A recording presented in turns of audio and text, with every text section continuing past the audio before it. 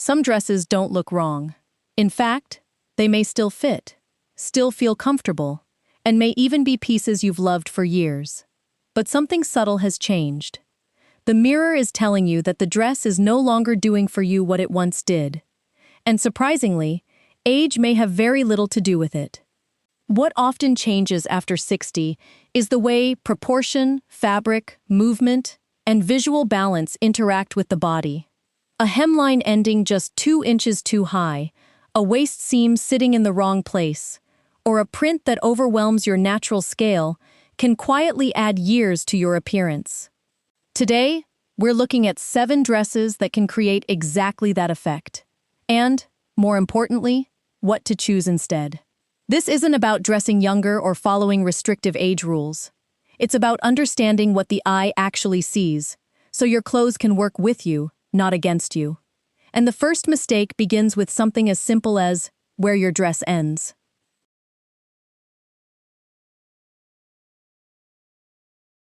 The first dress mistake isn't simply wearing a dress that's too short. That advice is far too simplistic.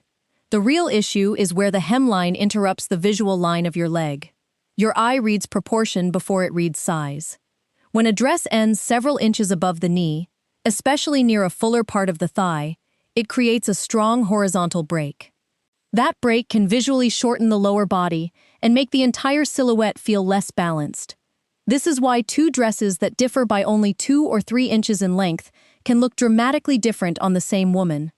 But going extremely long isn't automatically better either.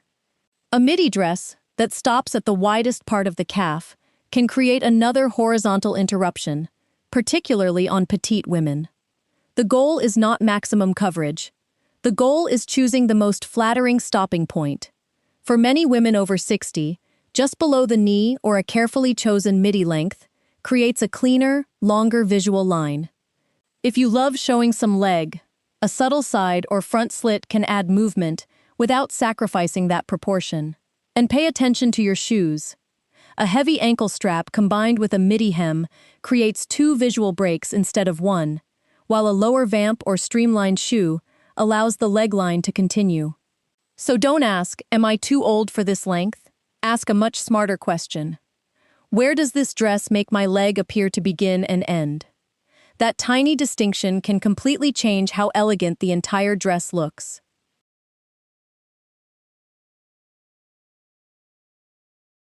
There's a reason some of the most comfortable dresses in your closet can also be the least flattering. The problem isn't that they're loose. The problem is volume without direction. When a dress falls straight from the shoulders, with equal fullness through the waist and hips, the eye loses the landmarks it normally uses to understand your proportions. Your shoulders disappear, your waist disappears, and the widest part of the garment becomes the shape people see. Ironically, the extra fabric you chose to hide your body can make the silhouette appear larger and heavier. This is where many older shift dresses and oversized tunic-style dresses become tricky. They may feel safe, but without structure, drape, or movement, they can make an outfit look dated. The solution is not a tight dress. Instead, look for soft structure, a defined shoulder, gentle shaping through the torso, princess seams, diagonal draping, an A-line skirt, or a wrap construction that gives the fabric a clear direction. Even one structured point can change everything. If you carry more weight around the middle, you don't need to cinch your waist aggressively. A dress that skims the stomach, while maintaining clean shoulders and a fluid vertical line, can be far more flattering than either a bodycon dress or a shapeless tent. Remember this stylist principle. You don't need to reveal your figure. You simply need to give the eye enough information to understand it. That is the difference between a dress that hides your body and one that beautifully frames it.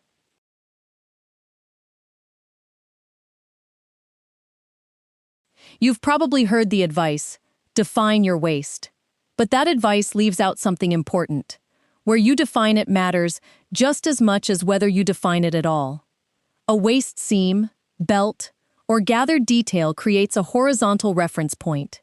The moment the eye sees it, it begins dividing your body into upper and lower proportions. If that line sits too low, your torso can appear longer, while your legs look shorter. If it sits too high on a fuller bust, the fabric may fall outward from the chest and create more volume through the middle.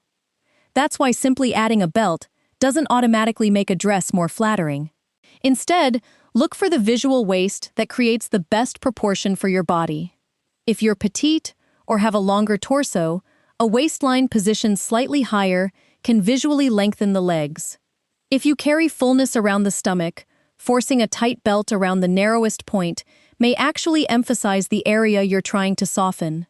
A wrap construction, gentle side gathering, diagonal draping, or subtle shaping through the torso can suggest a waist without squeezing it. And this is the important distinction. Waist definition does not mean waist compression.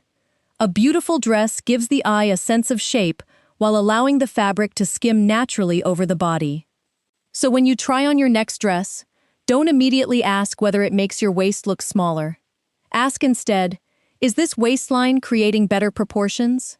Because after 60, sophisticated dressing isn't about making every part of the body look smaller. It's about making the entire silhouette look beautifully balanced.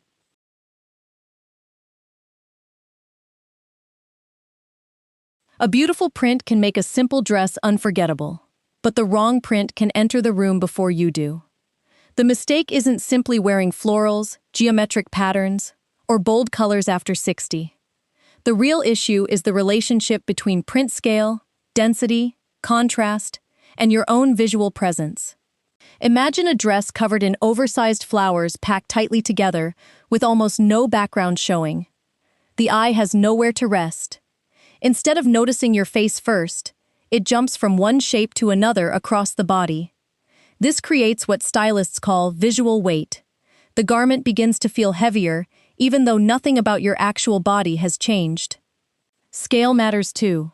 Very large motifs can visually expand the areas they cover, while extremely tiny, repetitive prints can sometimes feel busy or dated. Often, the most sophisticated choice sits somewhere in between. A medium or smaller scale print with enough negative space, the quiet background between motifs, to let the design breathe. Contrast is another secret. Black and white patterns create much stronger visual energy than navy on soft blue, or ivory on camel. Neither is wrong, but higher contrast demands more attention. So if the print is already powerful, keep the silhouette and accessories quieter. And don't assume you must abandon bold prints. A strategically placed floral, an elegant abstract pattern, or a vertical motif can actually guide the eye beautifully through the body. Here's the rule worth remembering. The print should introduce you, not overpower you. When someone looks at you in a patterned dress, your face should still be the first thing they remember, not the flowers.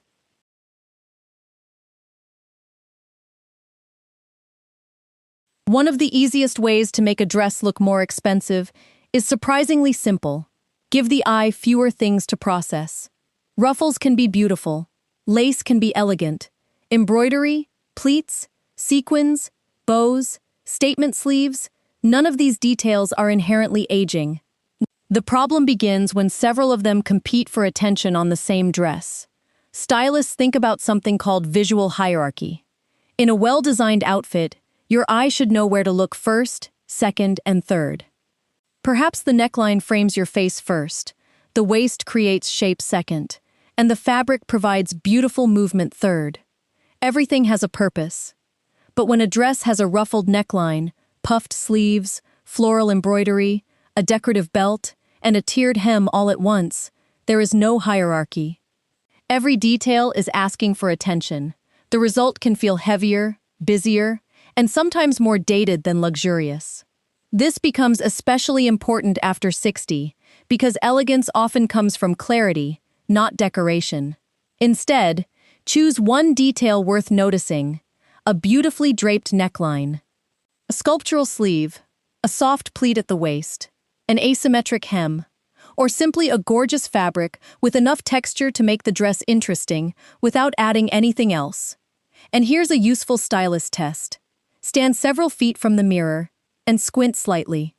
What do you notice first? If you see 5 different details before you see yourself, the dress may be doing too much. Remember, Luxury gives the eye somewhere to rest. The most sophisticated dress in the room is often not the one with the most decoration. It's the one where every detail looks intentional.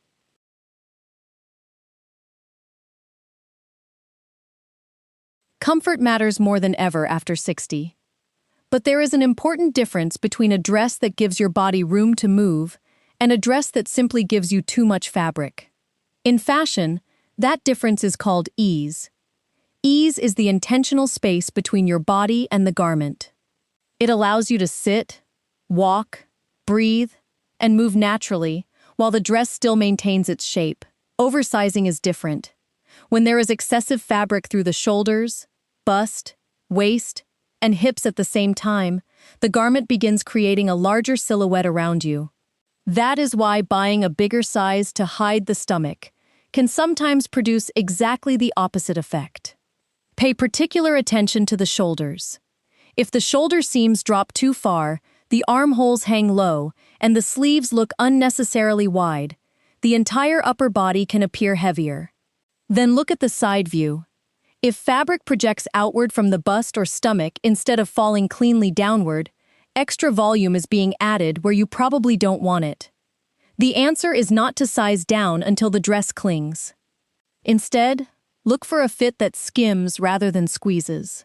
The shoulder should look intentional. The fabric should move freely across the torso, and there should be enough ease to create comfort without losing the architecture of the dress. Sometimes the smartest solution is tailoring. A dress may fit beautifully through the hips, but need only an inch removed at the shoulder or waist to suddenly look custom-made. So forget the number printed on the label. Fit is not about fitting into a size. It's about making the garment fit you. And when that happens, comfort and elegance stop being opposites.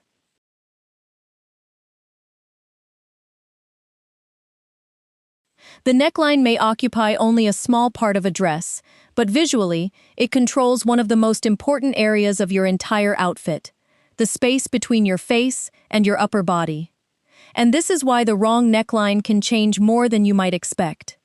A very high, closed neckline reduces the amount of visible space beneath the chin. On some women, particularly those with a shorter neck, fuller bust, or rounder face, this can visually compress the upper body and make the face appear heavier, but going dramatically low creates a different problem. The eye is pulled downward instead of toward your face. The goal is not more coverage or less coverage. It is better framing. Think of your neckline as a picture frame. Its shape determines where the eye travels. A moderate V-neck creates a vertical opening that can visually lengthen the neck and guide attention upward. A soft scoop exposes more collarbone and can beautifully soften angular features. A wrap neckline combines that openness with a diagonal line, which is especially useful for creating movement across a fuller bust. Even a boat neckline can be wonderful when proportioned correctly. Its horizontal line visually broadens the shoulder area, which can help balance fuller hips. This is why there is no single best neckline for every woman over 60.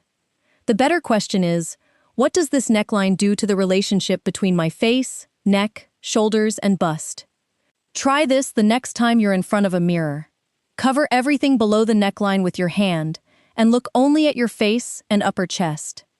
Does your eye naturally travel toward your face or away from it? Because the most flattering neckline doesn't demand attention for itself. It quietly leads the attention back to you. So after looking at these 7 dress mistakes, I want you to notice something important.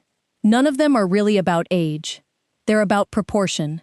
Where the hemline stops, where the waistline sits, how much volume the fabric creates, how a print moves the eye, how many details compete for attention, how the dress fits your body, and finally, how the neckline frames your face.